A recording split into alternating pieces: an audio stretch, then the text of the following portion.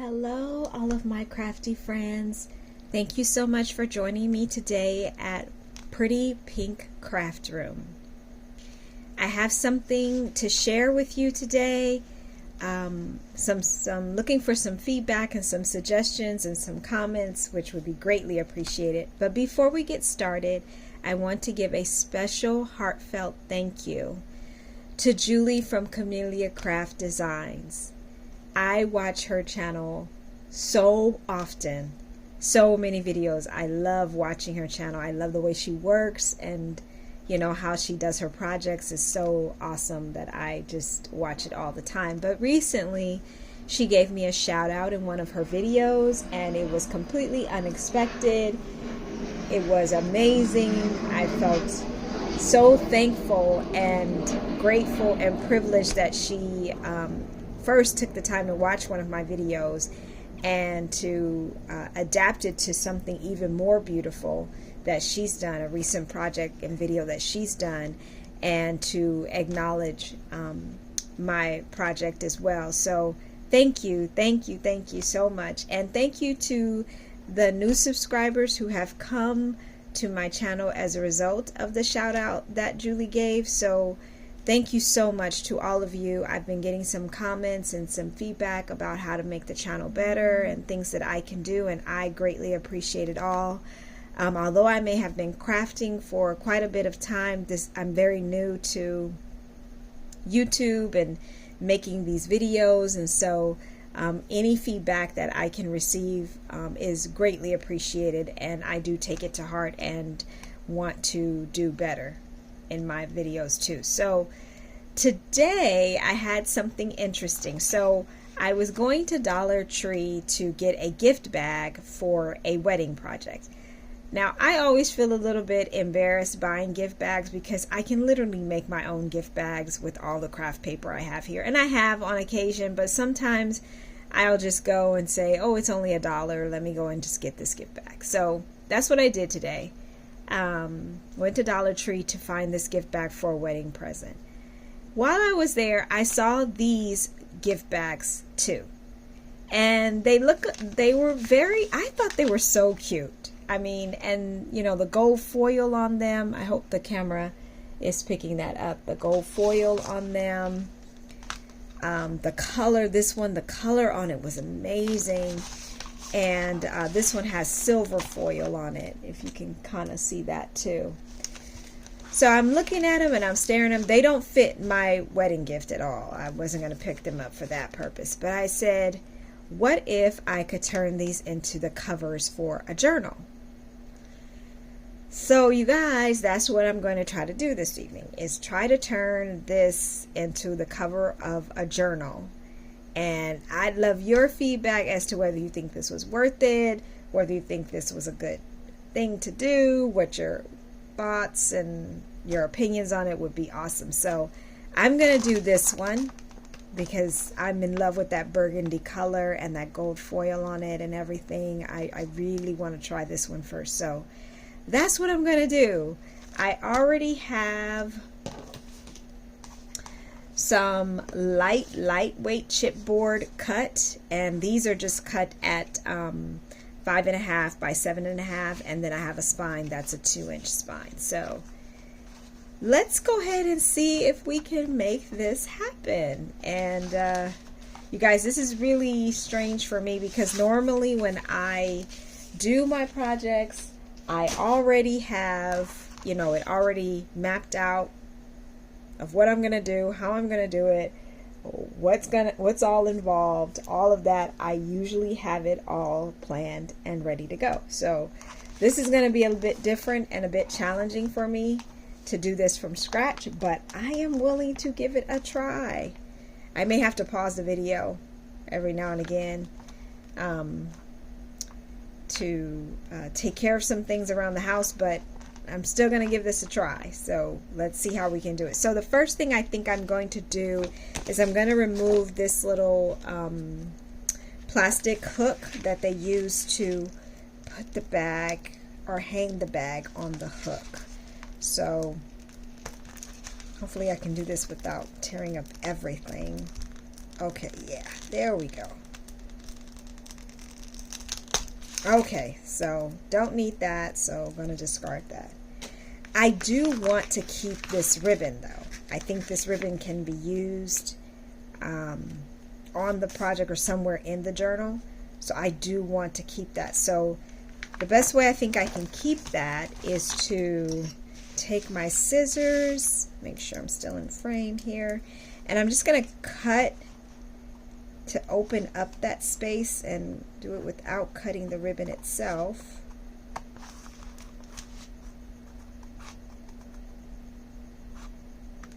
Okay. Yeah, voila, I still got it. Okay, so I will keep that, and I will do that on the other side too.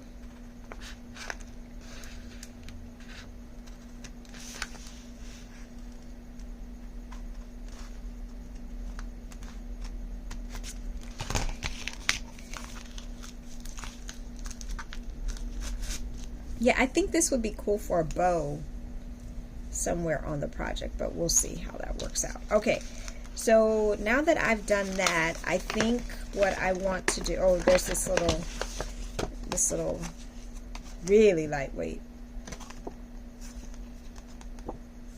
here, and I'll keep that to the side. So the other thing I think I need to do is I'm going to cut this part off, because I don't need that and I don't want the holes in, plus I've already cut here. So I'm just going to take my scissors. I know it's not going to be straight because, as you guys know, I never cut straight. So I'm still going to go ahead and just try to take it off at the right location and see how that works out.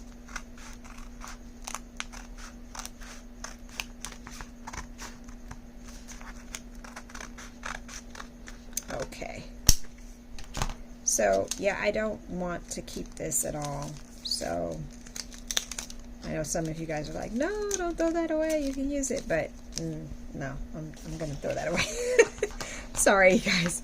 Okay, so I'll straighten this edge up, but I'm gonna open it, and now I'm just gonna try to pull the bottom apart. See how I can pull that apart.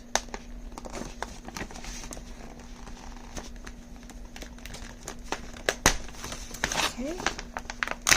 All right, good to go. And then pull these edges apart. Okay, not too bad. Okay, so I have it open, and I'm sorry I knocked the camera tripod there. Don't want to give you guys any dizzy spells. Okay, so the next thing I'm going to do is there is this seam here where they put the bag together. I'm going to try to pull that apart. So we're basically just opening the entire bag all the way up and trying to do it the best way possible without ripping it too much. There we go. Okay, we have it all done here. Nice, nice, nice. Okay. So what I think I want to do next is I want to cut this bottom part off, all of this, and I think I just want to deal with this up here. So let me get my cutting board and let me go ahead and work on that. Okay, I'm back. So I have my cutter here, and I zoomed out a little bit on the camera so that you all could see everything I'm doing. But the first thing I did was I just took my handheld scissors and cut off that bottom portion that I talked about that I really didn't want. That was right here. I cut that because it makes it easier for me to fit this into my cutter so that I can try to cut these off. So I'm just going to cut this strip off here too. It has all that glue on it. I don't want that, so let me try to get this under here and cut this off without tearing my bag. Okay, there we go. Okay, so that edge is cut off. Then I'm going to go to this part here and cut this whole panel. So that'll be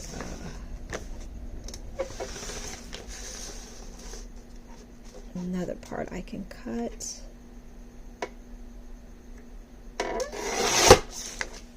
Perfect. So now I just have this whole panel sheet that I can use.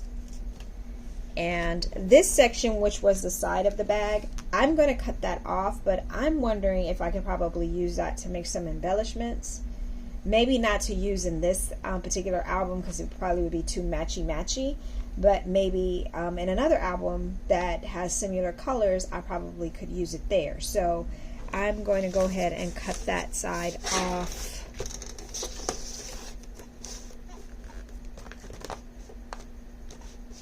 Try to get this even as much as possible. Okay, so I cut this part off here and save that, and then I just have this other panel here that I can use, so I'm going to cut that off as well.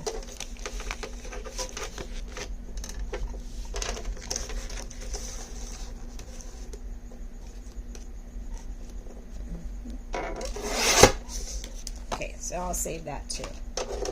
Okay, so I have these two pieces, and even though this has a crease in it, I'm thinking that, you know, once I cover it, once I use a chipboard and cover the chipboard with it, that'll straighten out and it shouldn't be too big of a problem. So I'm going to go ahead and try to use this to cover my front and back of my journal. See how that works out. I'm going to use the it's called the lay flat method, and from what I understand in watching YouTube videos, please feel free to correct me if I'm wrong, but this method was created by Tamara from Camelia Craft Creations. She is the one who has come up with this method of creating the covers for journals and mini albums, and it's just an alternate way. Feel free to use the way that you are most comfortable with. I just kind of like this way because you can make your spine completely different from your front and back cover. You can make it a different pattern, a different color, as you're going to see, and it also helps the album to lay completely flat so that it does not come up. So it's a really simple method. So I'm going to use that. So the chipboard I'm using, I mentioned before, the covers are 5.5 by 7.5. Let me double check that. Yeah, 5.5 by 7.5. And I just did some pre-work of putting the tape on the back, the score tape on the back, to kind of speed this up. So I don't need all of this. As you can see, this is big for the chipboard. I only need about 1/2 inch to 1 inch all the way around. So this is really too big. I can cut even more of this off and maybe use it again to make some type of embellishments or ephemera for the journal book. So I only need about 6.5 by 8.5 of this paper. So I'm going to try to cut that down a little bit more so that I don't waste any extra paper. So I'm going to cut this down to, again, 6.5 by 8.5, which will give me at least 1/2 inch on all 4 sides to cover the chipboard. So that's what I'll do next.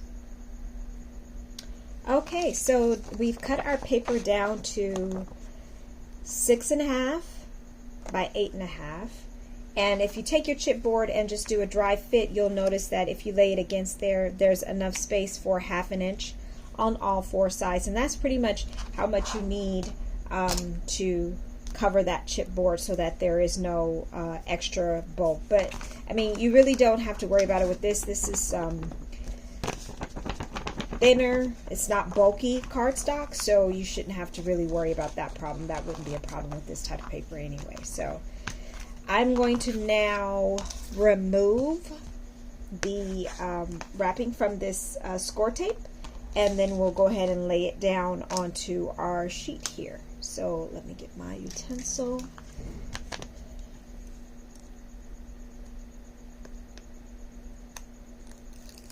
Okay, so take that off, take that wrapping off, and then I pretty much eyeball it. There are tools that will help you line up things to be more precise, But for this particular method, I find that, if you can just eyeball it and kind of put it in the center, you're pretty much okay. And I'm just going to burnish that down, make sure there's no air pockets or holes or gaps in it or anything. But so, I mean, if I was probably just doing the normal method of laying out all the chipboard on a long sheet of paper, I would probably use more of those tools that would help me make sure everything is lined up precisely. But with this method, you're really okay with just eyeballing it and putting it as close to the center as you possibly can. So now what I'm going to do is, for me, I like to put my tape on the chipboard as well as the paper. So I'm just going to use this score tape to kind of go around the chipboard.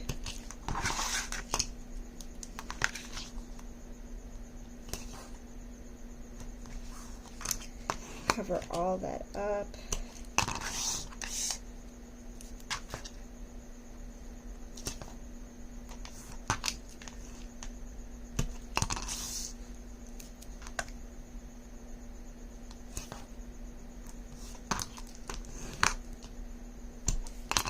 So I just used some tape to, some score tape just to go all the way around the chipboard on the edges. And now I also like to put some score tape on the paper itself.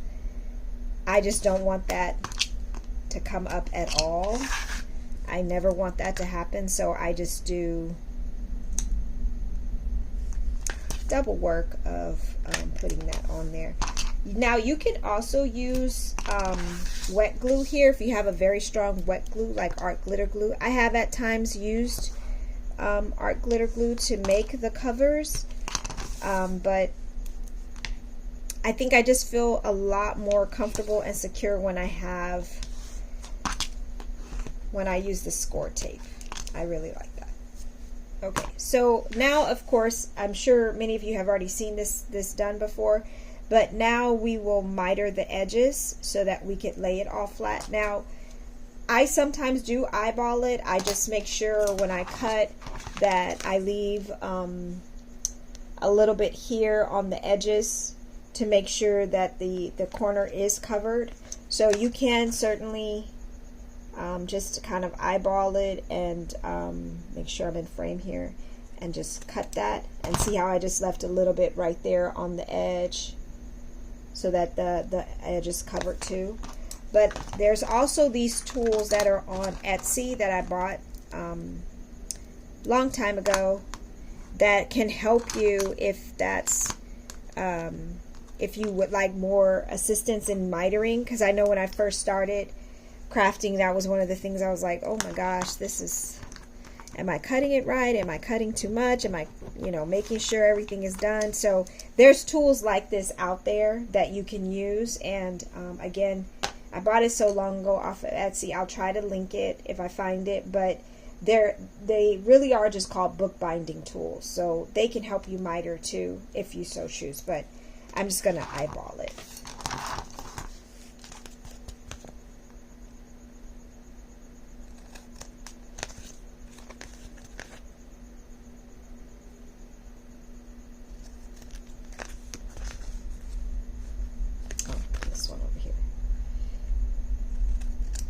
Okay, so I pretty much just mitered all 4 of those corners, so I'm just going to pull the tape up and then secure my edges. So I generally like to go with the long edges first and fold those down and then work with the smaller edges. So I will pull my tape up from this end and that end. Now, something else I like to do, especially with this project, because the paper is a bit different and I'm trying to figure out, if this paper is sturdy enough to use, how it's going to work out. We're kind of figuring that out together, because I've never used a gift bag to make a journal cover, so we'll see how this all works out. But I'm thinking that I also want to take my art glitter glue and just go against the edge of that chipboard with a bead of glue. just for extra reinforcement. Again, you know, I'm not sure if that will have any type of or if that will lend any extra stability to it, but I figure it's worth a shot. So I'm going to go ahead and fold that over, get a secure edge there, kind of press it down gently. I don't want the paper to tear on me. And then I'm just going to do the other side here too.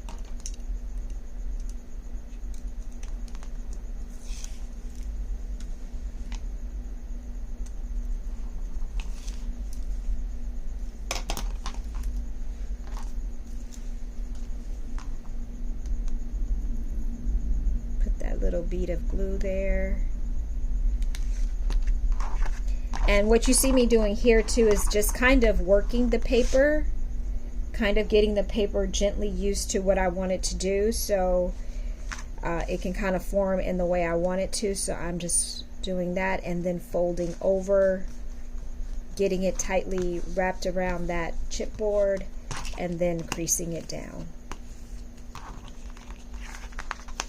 So you should see the edges get creased down on both sides there. So I'm going to do the shorter sides now.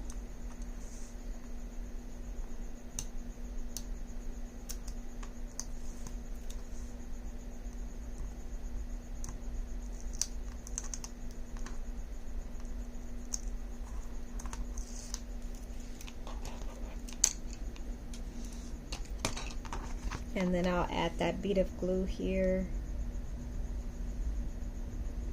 Okay, so this area here is usually the trickier part for most people. It's that part where you have to kind of massage in that paper just to make sure your edges are covered. I usually do this with my nail. Again, people have tools and everything that they use for that, but I find that my nail works just perfectly fine.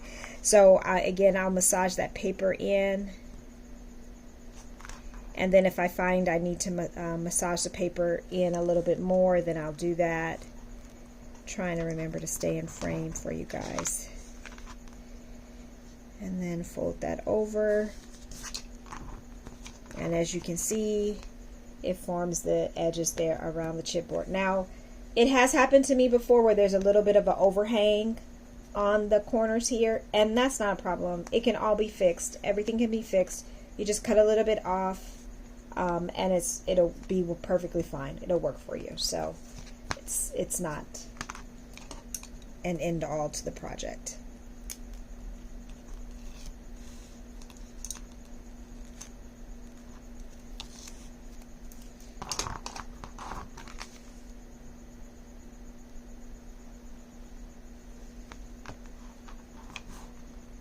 Again, just working in those corners, making sure my corners are laying down, and then massaging that paper, getting it used to what I want it to do, and then folding over and creating that edge. Okay. All right, so far so good. We have this all done. The cover is done.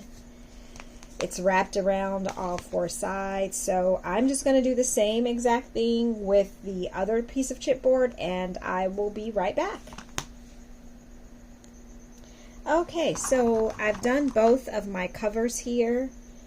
You see I've covered them both, covered that chipboard. I think I want this to be the front because of that gold foil. I like that to be featured, and then this to be the back.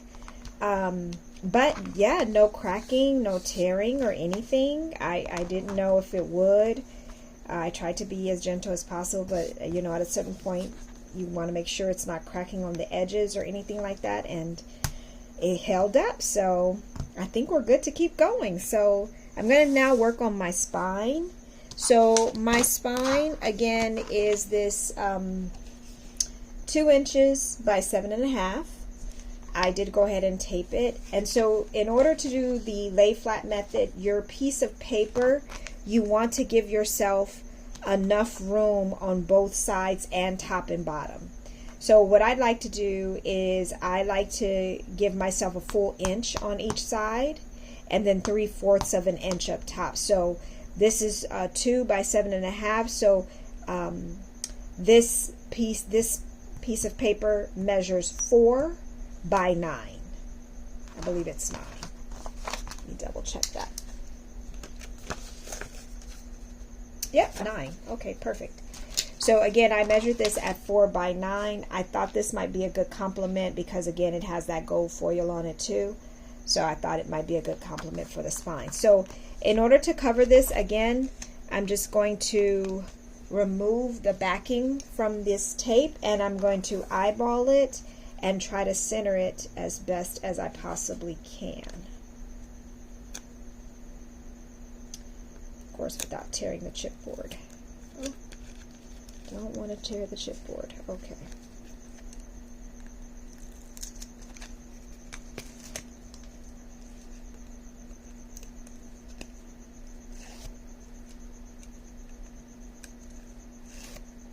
Okay, perfect. So once I've removed that backing, that sealing from the tape, I am just going to again eyeball this and hope I get it as centered as possible. And I think that looks pretty good. Using the grid lines on my mat to make sure, and then push that down and just crease it to get any air bubbles out or anything like that. Okay, so now that that's on there, I'm just going to kind of work my paper. Again, kind of massaging it to get it into the place where I want it to be.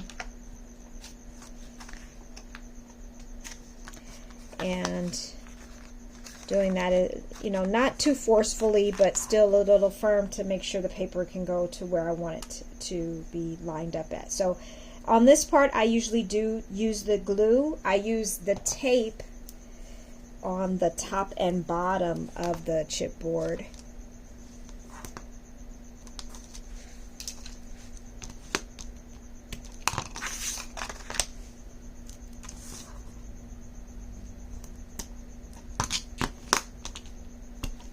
And then I use the glue from the top. So basically what you are doing is you're going to be gluing this down to cover up that exposed part of the chipboard.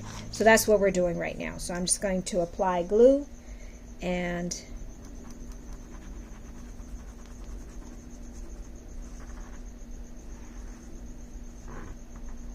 enough glue to get that down and to remove the sealing from this tape. And then fold that over, give that a good crease. And what I'm doing here is I'm just creasing it against the chipboard to create that, that binding there. Make sure it stays secure against the chipboard. So you can see that now it has those creases that outline the spine there. And I'm just going to do the same thing on the other end.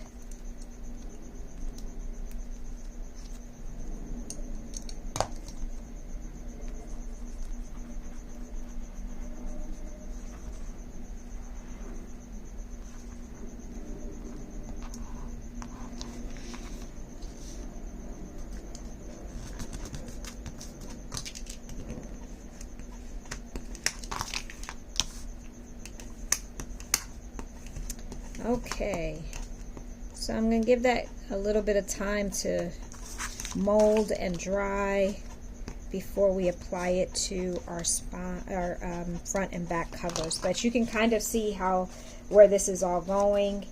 It's going to create this spine here, and then we'll attach it to the chipboard on these two wings or flaps here as well. So before we do that though, this step is I find that it's kind of critical because I don't know another way to not make this part stick up over your album. So this is the way that Tamara from Country Craft Creations does hers as well, or how she explained it in her tutorial. And so I find that, you know, you kind of have to follow the same thing, but it can be a little tricky because you're always like, I don't want to cut too much off, I want to cut the right amount. So completely understandable. I've cut too much before, and all I do is I fix it and make sure that the project is still stable enough, and if it's good, then we keep going. So basically what you're doing is you're taking a sliver off of the tops here and the bottom, because again, once you attach the front and back covers, you don't want any of that to be exposed or to be seen.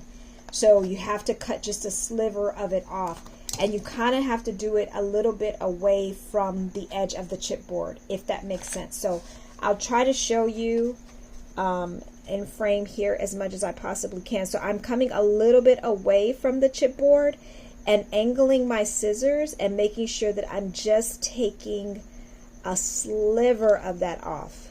So you can see that I barely took, I mean, it's not even measurable how much I've taken off. It's really a sliver.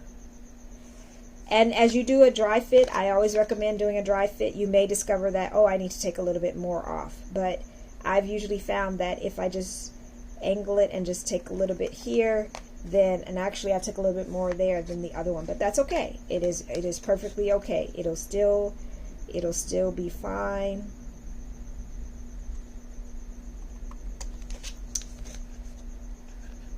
It took me a long time to accept that crafting is not going to be perfect all the time. It's going to be well loved and finished, but it may not be perfect, and that is okay. So let's go ahead and let's attach these now that I've cut off those slivers or those edges here. So let's attach them. So I'm bringing in one cover, and this way that you're doing it makes it so simple and easy. I'm just creasing down this paper. This paper is a bit thicker than I thought it was, and so it's kind of good to make sure you crease that down so that it folds over very nicely onto your spine, protects your spine there. So basically all you're doing is taking your cover and you're just attaching it here on the edge of that spine. So as you can see, when you do it to the edge of that spine, nothing is hanging over, nothing is sticking over. It should be perfectly lined up, no overage, no overhang, nothing. And you should be able to just glue that down together and it will seal it for you. So I'm going to do that now. Apply my glue. And I apply quite a bit of glue, especially to the edge here. As far as up top, up here, try to come a little bit away from it so that your glue does not seep through, and then you're fighting trying to get that glue because it's seeping through the crease there. So I think I did pretty good on that one, hopefully. So I'm just going to attach these two together, again lining them up as close as I possibly can. Thankfully with art glitter glue you get a matter of at least a few seconds before everything tightens down, and it's immovable after that, but I need those few seconds because I tend to do things very crooked. So that is lined up there, and I take a couple moments and just add some clamps onto it. Give it a minute and let that set. And I'm just going to do the same thing on the other side, and then I'll be right back. Okay guys, I've gone ahead and attached that spine, and this is how it turned out. This is how it looks, the spine, the front, the back, and the inside. Will cover all of this up, of course, but as you can see, it's very loose and able to be laid flat on either side. So that method really does help to keep your projects flat. So if you want to try that method with your journals or mini albums, you may want to give that a shot. It works really well, and this paper is still holding up, you guys. I mean, I haven't really done much with it, of course, but I'm just really shocked that this gift bag is turning out like this. So by adding the paper on the inside, it adds much more stability to your album, much more stability to that spine. So I'm going to find some paper to see what we can use to cover this on the inside, and then I'll be right back. Okay, my friends, so we have covered our chipboard, created the base of our journal, and so now on the inside you have options with how you wish to cover the inside. Sometimes I use one full sheet if I just want just this one look going all the way across, and I will glue maybe two pieces of paper together and make one full sheet going across. But I thought I might try using two different patterns for it, for the cover on these on the inside. So I'm going to use this to cover up the spine, and then I have these two sheets here for the for the inside covers there too. So this particular sheet measures 4 inches again to again reinforce that spine, and this part is preference too, but I like only just a smidget of my border on the journal to show. So because this is 7.5, I just did this like a maybe a 1/16 of an inch, less than 7.5, so that it's very close to the edge but not at the edge. So it'll show the edge but very little of it. What I also like to do is I also like to put some score tape on the spines at the edges. I don't want anything to interfere with that spine or for that spine to come up at any time. So I'm going to wet glue the back of this with some art glitter glue, but I also put some tape on the cover itself, so that adds extra reinforcement to that area too. So let me remove the backing from this tape.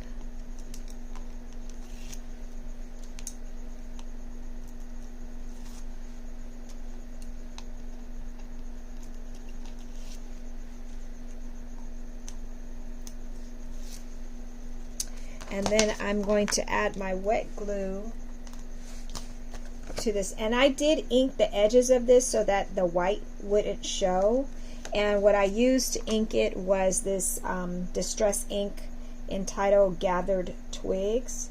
So I used that from the Tim Holtz distress ink. So I'm just going to add this glue here, make sure I get to those edges, because again I don't want anything to come up. I want it to be securely laid down. And you may choose to use score tape on the back of this as well. You can. I have done that as well too, but I just went ahead and used the wet glue this time. So I'm going to try to line this up as best as I can. Try to make it as even as possible. I think I pretty much got it. Okay, and that's gonna need a minute to dry, and then we'll crease it. I want to make sure it all gets in there and stays and is secure. Any glue oozing out, I'll try to remove so I can get that off. Okay. So I think that's securely down. So what you also want to do is now come back to your edges of your spine and slowly work that paper in so that it can get used to folding in that way. So that's what I'm doing here, making sure it folds up properly. And then I'm going to do that on this side as well. Just working that spine a little bit, making sure everything lays down. Okay, perfect. And so now you see that has a spine cover there on the inside. And so now what we'll do is we'll add these two sheets of paper on the covers and go from there. So far so good. It's looking pretty good, you guys. Yeah, so let's go ahead and add this on the covers now too. Okay guys, so we have covered the insides of this cover, and I have to let you guys in on a little secret. I mistakenly cut this paper in the wrong way, and it was my very last sheet of this paper. So I kind of had to do a little hodgepodge of gluing paper together, sticking it like a jigsaw puzzle. So there is a little seam here because I had to put it together, but I think it still works. I can always put a pocket here and kind of cover that up so that it's not as noticeable. But overall, what do you guys think? This was just a gift bag that we used and we covered up, and we used some other paper from my scraps and made it. And so what I'll work on next is creating the inserts. I'll work on creating those inserts for it and those signatures inside, and I think it'll turn out nicely. But please let me know what your thoughts are. Again, we just took a Dollar Tree gift bag and turned it into the cover for a journal, and it seems to turned out really nicely. So I'm interested in your thoughts. Do you think it was worth it? Is it too much work? Do you think that's something you would like to do?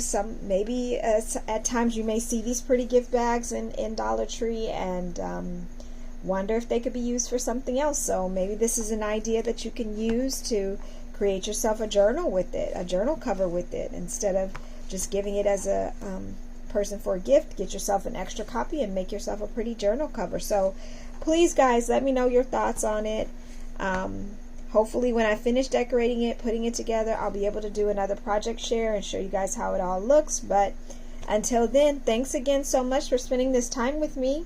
I appreciate it. I know this video went a little longer than my normal ones, but I'm so excited that this actually turned out okay. So thanks again for spending the evening with me. Thanks to all of my new subscribers, my old subscribers, for joining me.